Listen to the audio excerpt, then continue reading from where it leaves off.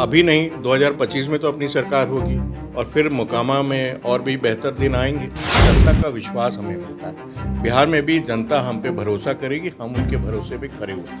अंग्रेजी में कहावत है, ट्राई एंड ट्राई अगेन। हमारा काम है प्रयास करते रहना। उन्होंने तो मन में ये ठान लिया कि औद्योगिकरण बिहार में ना ही हो तो अच्छा होगा। 2025 में बीजेपी अपने बलबूते पे चुनाव लड़ेगी और सत्ता में आएगी। नमस्कार, मैं साकेत कुमार, आप लाइव सिटीज़ देख रहे हैं। देखिए, मोकामा उपचुनाव को लेकर सरगर्मी तेज हो चुकी है। इसी बीच हमारे साथ देवेश कुमार, बिहार भाजपा के महामंत्री मौजूद है बातचीत करने के लिए। इनसे बातचीत करते हैं और जानते हैं मोकामा उपचुनाव कैसा होने वाला है, क्या रणनीति है इसकी। सर, स्वागत है हमारे चैनल पे। धन्यवाद। इतने वर्षों के बाद भाजपा को मौका मिला है, इसे किस रूप में देखते हैं? मोकामा उपचुनाव जीतने का कितना चांसेस है? देखिए, आप लोगों को मालूम है कि हम लोग पिछले कई चुनाव 1995 के बाद जितने चुनाव हुए, चाहे वो लोकसभा या विधानसभा, हम लोग एक गठबंधन में लड़े। और स्वाभाविक है, जब आप गठबंधन में रहते हैं तो कुछ सीटों को आपको त्याग करना पड़ता है। तो मोकामा के साथ भी ऐसा ही हुआ और हम लोगों ने गठबंधन धर्म का पालन करते हुए कई बार हम लोगों ने सीटें ये अपने सहयोगी दलों को दी हैं। लेकिन अब हम अकेले अपने बलबूते पे आत्मनिर्भर भाजपा, आत्मनिर्भर बिहार की हम बात कर रहे हैं। तो मोकामा भी चूँकि बिहार का हिस्सा और अहम हिस्सा है, तो हम लोगों ने तय किया कि यहाँ पे हम चुनाव अपने बलबूते पे ही लड़ेंगे और हम यहाँ चुनाव लड़ रहे हैं। और यहाँ जो मुकाबला है जो वो काफ़ी दिलचस्प हो गई है, काफ़ी अच्छी लड़ाई हो गई है। और मेरा अपना मानना है, अगर आप मुझसे ईमानदारी से पूछेगा, आज के दिन भाजपा एक बढ़त ले चुकी है। सर, मेरा अगला सवाल यह होगा कि आपको लगता है कि एक व्यक्ति से टकराने के लिए आपने भाजपा की जो टीम है 40 स्टार प्रचारक मैदान में उतार चुके हैं, तो क्या मतलब बहुत ज़्यादा डर का मामला है क्या? देखिए, आप लोगों को मालूम होगा कि हर पार्टी अपने स्टार प्रचारकों की एक सूची बनाती है। सर, 40 स्टार प्रचारक वो भी सुनिए, वो जो निर्वाचन आयोग के नियम होते हैं उसके तहत ही होते हैं, हम उससे बाहर नहीं जाते हैं। हर पार्टी ये काम करती है, इसीलिए हम अलग नहीं हैं। हम भी एक लोकतंत्र के हिस्सा हैं। और जब लोकतंत्र में निर्वाचन आयोग, जिसकी बड़ी भूमिका होती है, उन्होंने एक कानून बनाया हुआ है कि हर पार्टी को 40 स्टार प्रचारकों की सूची देनी होगी, तो हम लोगों ने दिया। कोई गलत काम हम लोगों ने तो किया नहीं। और जब हमारे पास, हम एक बड़ी पार्टी है, राष्ट्रीय पार्टी है, तो हमारे पास स्वाभाविक है मनोज जी जैसे नेता हैं, हर क्षेत्र में नेता हैं, बड़े नेता हैं। तो उसी तरह राष्ट्रीय जनता दल है, उसी तरह जनता दल यूनाइटेड है। सब अपने अपनी सूचियां निकालते हैं अपने स्थानीय समीकरण को ध्यान में रखते हुए। क्षेत्र में लगातार आप लोग घूम रहे हैं, क्या लगता है कितना कड़ा मुकाबला होने वाला है और कितना चांसेस है कि आप लोग जीतेंगे? देखिए, सबका साथ, सबका विकास, सबका विश्वास, सबका प्रयास, ये माननीय प्रधानमंत्री श्री नरेंद्र मोदी जी का नारा है। और भारतीय जनता पार्टी एक सर्वस्पर्शी, समावेशी, सर्वव्यापी समाज बनाने की कल्पना करती है, जिसमें हम सभी को साथ लेके चलते हैं, सबको साथ जोड़ने की बात करते हैं। इसीलिए मोकामा में भी सभी वर्गों का, समाज के जितने समुदाय हैं, जातियां हैं, सबका समर्थन मिल रहा है। और आप लोगों को जान के बहुत खुशी होगी और आप ये अनुभव भी कर रहे होंगे, क्योंकि आप पत्रकार हैं, थोड़ा पत्रकार का इंस्टिंक्ट हम में भी है। तो ये उस आधार पे मैं ये कह सकता हूँ कि भारतीय जनता पार्टी एक बहुत मजबूत स्थिति में बनी। मोकामा में सर उपचुनाव होना है और मोकामा में उपचुनाव को लेके यहाँ की जो जनता है, उनका मांग है कि यहाँ पे जितने भी कल कारखाने थे जो पहले गुलजार हुआ करते थे, आज के डेट में वो सब बंद हो चुके हैं। क्या लगता है चालू हो पाएंगे? देखिए, आपकी सरकार बनने के बाद गंगा के उस पार जी वहाँ एक फर्टिलाइज़र कंपनी थी जो मृत हो चुकी थी। आप लोगों को मालूम है कि HURL का वहाँ एक फैक्ट्री था जो पिछले सरकारों की लापरवाही की वजह से वो मृत हो गई थी। अभी आप लोगों ने देखा उसमें फिर से उत्पादन शुरू हो गया, यूरिया का उत्पादन।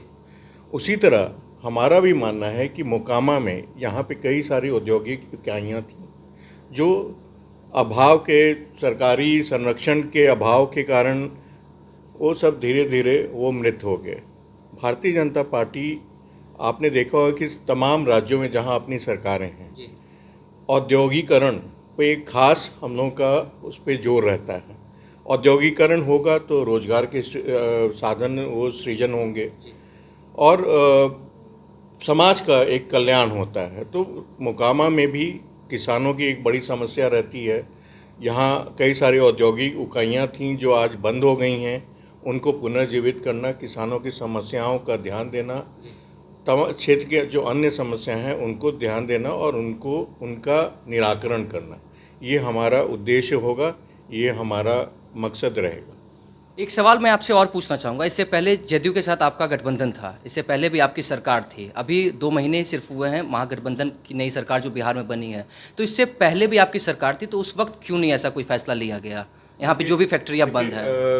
और अभी कैसे जनता मान ले कि अभी जो आप आश्वासन दे रहे हैं उस पर काम किया जाएगा?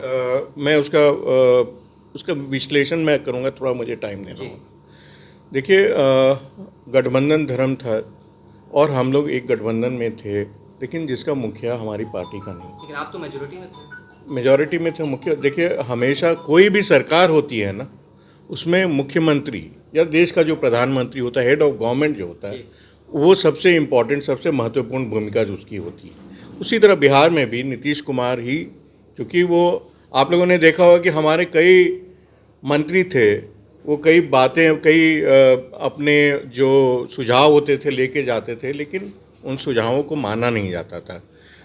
उद्योग की जहाँ तक बात की है, तो बिहार में औद्योगिकरण की चर्चा हमेशा से होती रही। आपको याद होगा जब नीतीश जी मुख्यमंत्री बने थे 2005 में, उसके बाद NK सिंह, जिन्होंने 15th फाइनेंस कमीशन को हेड भी किया था, एक ब्यूरोक्रेट थे, उन्होंने प्रयास किया कि बिहार में मुकेश अंबानी, कई सारे जो औद्योगिक घराने उनके मालिकों को वो लेकर आए, नीतीश जी से उनकी मुलाकात कराई, लेकिन उसका नतीजा कुछ नहीं निकला। वो इसलिए नहीं निकला कि नीतीश जी के मन में था कि औद्योगिकरण मतलब ज़मीन अक्वायर करना होगा, और बिहार में ज़मीन अक्वायर करना यानी सिंगूर और नंदीग्राम वाली यहाँ पे दृश्य उत्पन्न होंगे, तो वो कांपने लगते थे। और औद्योगिकरण के नाम पे उन्होंने तो मन में ये ठान लिया कि औद्योगिकरण बिहार में ना ही हो तो अच्छा होगा। लेकिन पहली बार जब शाहनवाज जी उद्योग मंत्री बने पिछली सरकार में,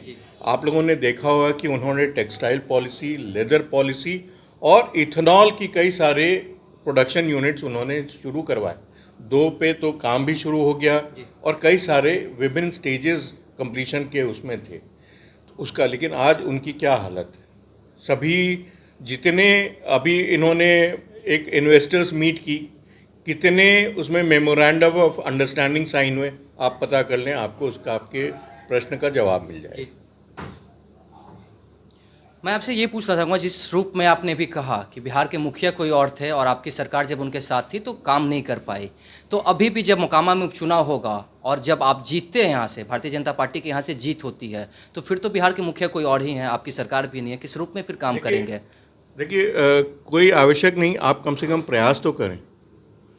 प्रयास अगर करेंगे, हो सकता है उसमें एक हिस्सा ही उसमें हम सफल हो पाए। रुकना चाहूँगा, अगर आप प्रयास की बात कर रहे हैं तो इससे पहले जो सरकार आपकी थी जदयू के साथ में, वहाँ पे आपको बेहतर मौका था, अभी तो सिर्फ आप एक सीट पे जीत रहे हैं, कैसे काम होगा फिर? देखिए, आप मेरी बात नहीं समझे। मैंने आपको कहा कि पिछली सरकार में ही आपने देखा होगा कि इथेनॉल की कई सारी इकाइयाँ लगीं। किस मंत्री के प्रयास से हुआ? वो नीतीश जी के प्रयास से तो हुआ नहीं, वो हमारे ही मंत्री थे शाहनवाज जी जिन्होंने। फिर टेक्सटाइल पॉलिसी, मैं आपको एक रोचक किस्सा सुनाता हूँ। जब टेक्सटाइल पॉलिसी और लेदर पॉलिसी की बात हुई तो नीतीश कुमार जी के पास शाहनवाज जी गए और उन्होंने ये प्रस्ताव रखा कि मैं कई राज्यों के मैंने जो टेक्सटाइल पॉलिसी उसका अध्ययन किया है, बिहार में भी एक नया टेक्सटाइल पॉलिसी बने। नीतीश जी को ये उन्होंने उनके सामने ये प्रस्ताव रखा।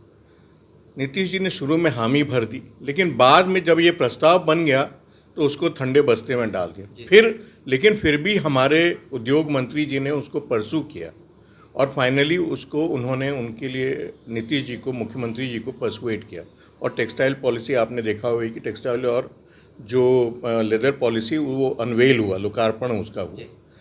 तो अगर आप लगातार प्रयास करते रहेंगे, लेकिन हम प्रयास करते उसका एक तार्किक परिणाम निकलता, उससे पहले हमारी सरकार गिर गई। क्या लगता है जब आप यहाँ पे काम करना चाहेंगे और जब काम करेंगे तो नीतीश सरकार क्या सहयोग करेगी आपकी? देखिए, अंग्रेजी में कहावत है, ट्राई एंड ट्राई अगेन। हमारा काम है प्रयास करते रहना।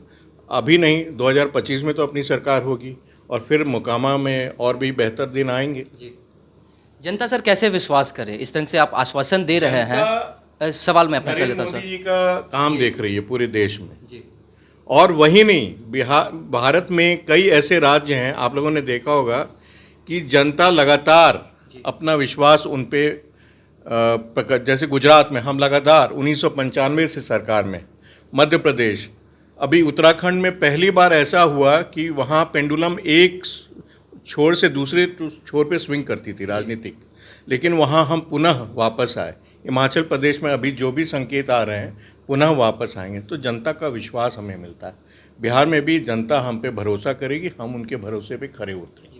सर मेरा अंतिम सवाल जो आपसे रहेगा, मैं क्षेत्र में जब घूमता हूँ, लोगों के बीच जाता हूँ, तो लोगों के बीच में एक कन्फ्यूज़न चल रहा है कि मान लीजिए अगर जो आपको मौका मिल भी जाता है, ये कार्यकाल तो सिर्फ 2 साल का होगा, तो कहीं ऐसा तो नहीं कि मतलब आप इन 2 साल के कार्यकाल में आप सिर्फ ऐसे कहें कि सिर्फ प्रयास हम करते रहे, एक मौका हमें और दीजिए। लोग कैसे, मतलब जो आप आश्वासन दे रहे हैं, लोग कैसे विश्वास करें? इस अंतिम सवाल का जवाब दीजिए। देखिए, मैंने कहा कि आपका काम है प्रयास करते रहना, और अभी हम सरकार में तो है नहीं, हमारे मुखिया भी हमारी पार्टी का नहीं है, लेकिन हम अपनी आवाज़ बुलंदी से रखें, ये तो हम कर सकते हैं। जनता कम से कम उसको तो देखेगी और परखेगी, और परखेगी तो 2025 में पुनः हम लोगों को एक मौका देगी।